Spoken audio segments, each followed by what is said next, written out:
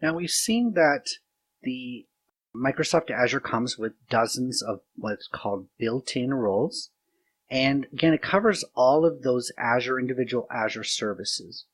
And so you can basically assign users, very specific and granular permissions, maybe reader permissions to some set of resources, and then contributor permissions to other sets of resources.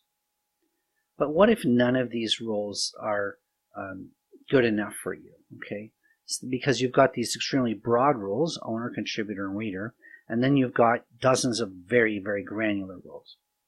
So what you might need is what's called a custom role.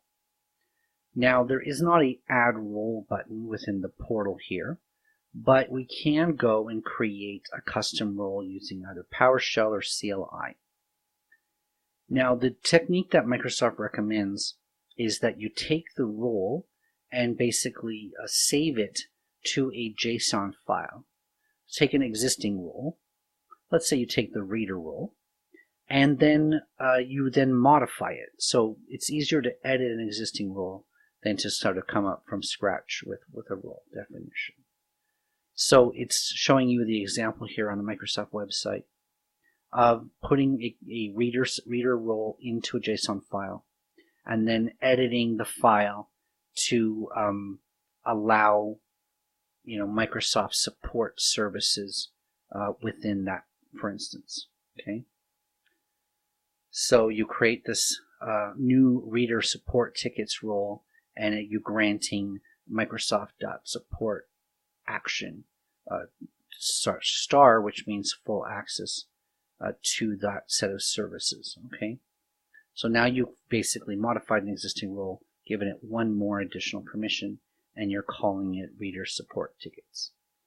And so from that point forward, you can assign users that role.